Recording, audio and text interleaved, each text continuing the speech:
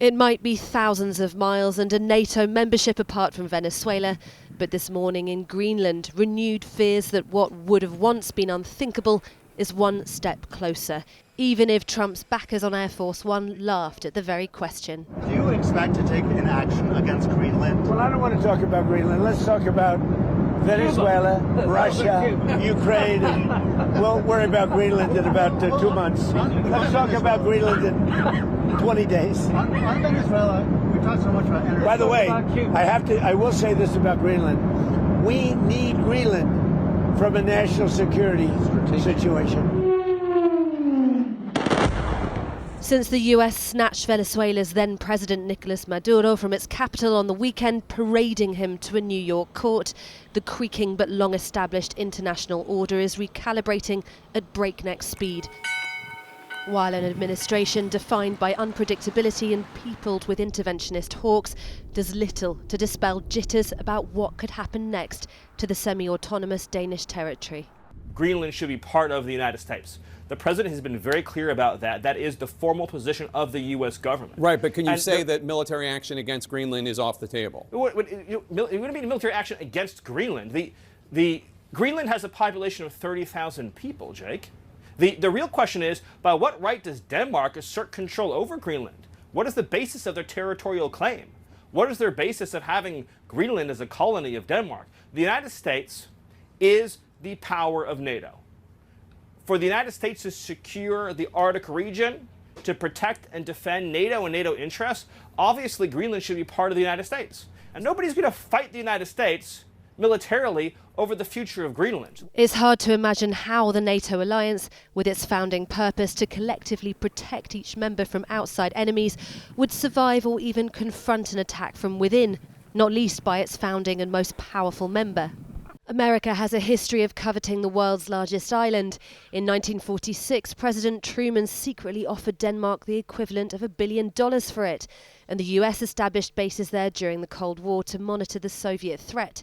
Greenland's 56,000 inhabitants now find themselves at the heart of an international power struggle between the US, China and Russia, which claims to have built 400 military posts there since the early 2000s, outnumbering NATO's, all part of its strategy to dominate the region by 2035, while China's designs for a polar Silk Road has seen it warm up to Putin.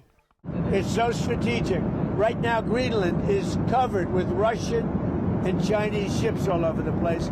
We need Greenland from the standpoint of national security.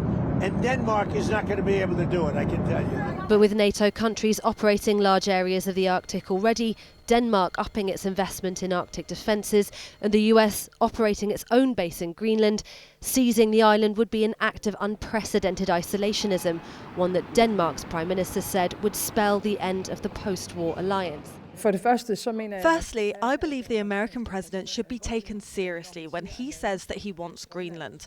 But I also want to make clear that if the United States chooses to attack another NATO country militarily, then everything stops. That is, including our NATO, and thus the security that's been provided since the end of the Second World War. While the EU's spokesperson, as well as Greenland's Prime Minister, played down comparisons to Venezuela, there's one key similarity. It has something the US wants badly. Beneath Greenland's gleaming and increasingly melting ice sheets are 43 of the 50 critical minerals the US has designated key for national and economic security, minerals China currently has a monopoly on. Today, European leaders in Paris discussing another mineral-rich country in close talks with the US, Ukraine, released a statement saying matters concerning Denmark and Greenland are for Denmark and Greenland only to decide, calling too for UN Charter principles, including the inviolability of borders, to be upheld. But this is a new world in which charter principles are old hat, if Venezuela is anything to go by, say critics and Trump's own advisors. We live in a world, in the real world, Jake, that is governed by strength, that is governed by force, that is governed by power. When Trump first raised his ambition to take Greenland in 2019, he did it in the language he knows best, describing it as essentially a large real estate deal. Then it was derided, Today, there were reports, though, of a draft US proposal in which Greenland would be given funding in return for handing defence matters to the US, effectively bypassing Denmark. This, an administration willing to use levers previously left idle. We're now joined by Dr. Neil Melvin, Director of International Security at the Royal United Services Institute. Thank you very much for joining us. Firstly, how far do you think America is capable of going? Well, I think we've seen a long-term political commitment to taking over Greenland. I mean, that goes back as far as the first Trump administration. But in the last 24 hours, we've seen a doubling down both by President Trump, but by those also around him to this. It looks like the commitment is probably to try and do this within the next 6 months, possibly ahead of the 250th anniversary of the independence of the United States. And the US has very many levers it can actually pull. So while there's been a lot of focus on this sort of military option, there's economic and political ways forward. And I think this is what we'd like to see in the next few months unfolding from the US side. There are reports that they're drafting an agreement that would see Greenland cede all of its defence capabilities and decisions to the US, essentially bypassing Denmark in return for funding and control over its own internal affairs. Is there a world in which either Greenland or Denmark accepts that? Well, I think it's going to be very difficult for Denmark to accept that. But of course, we do know that there is a strong support for independence in Greenland, and if not for actually joining the United States. So there may be a way for the US to try and shift the dial on that particular equation. But as we can see in terms of the reaction by the Danish Prime Minister, this will be an enormous blow politically for the government in Denmark and for the country more broadly. And I think they will seek to escalate that to the European level. European leaders on the whole have been quite muted thus far. They've just released a statement in which they've stated the need for the UN Charter principles to be upheld, for the US to respect the sovereignty and inviolability of borders. But what recourse do they actually have in all of this? Well, this is why I think we've seen quite a muted initial response. I mean, now there's an effort to demonstrate solidarity, and that word has appeared in this statement and by European leaders.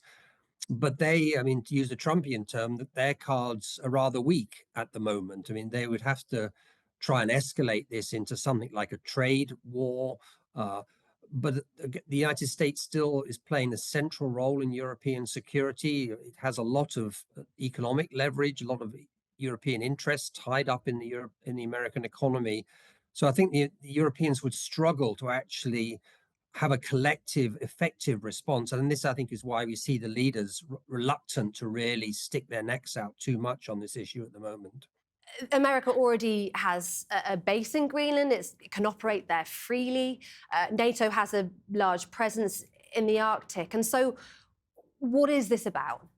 Well, I mean, the United States is putting a lot of focus on the security issue, and there's no doubt that there is an uptick in the Arctic region of activities particularly by Russia and potentially by China too, and the US is nervous about that. But there are other issues, perhaps more important issues. I think this is really a political status question for President Trump. He sees one of his legacy issues as actually expanding the territory of the United States, and I think in the year of the 250th anniversary of the independence of the US, this is something that they want to focus on as a political deliverable to the MAGA base. And also there are discussions around Greenland resources. We've seen this discussion going on around Venezuela and the oil. Greenland has considerable resources, and there'd be quite big US economic interest in being able to exploit those. And given NATO has a large presence in the Arctic to confront, as you say, China, Russia, what would be the point of the US going it alone? Is this about minerals more than it is about protection? I think it's primarily a political issue. I say it's this status issue. It's something that that President Trump wants to show that, like presidents in the past, the United States can expand under him, and that's what he can deliver. Because the NATO presence is developing. The Europeans are stepping up in the Arctic, so there's sufficient engagement, and I think Europeans are trying to demonstrate that they could actually, without the US formally annexing Greenland, they could ensure the security in the region. So this seems to me something of a sort of a bluff by the United States on the security front. Denmark's Prime Minister has said that were the US to annex Greenland, that it would be the end of NATO, it would be the end of the alliance. Do you think that would be the case? I think that's an open question, to be honest. I mean, I think there's no doubt it would be very difficult. We'd like to see an enormous loss of trust in the United States. So that's also already been hemorrhaging around uncertainty about the US commitment under President Trump. But if the US was to say, after having annexed Greenland, that it still remains committed to Article 5 and to the NATO alliance, I think many European countries would be reluctant to risk giving up that US security guarantee because there is no alternative at the moment in Europe. Dr. Neil Melvin, thank you very much.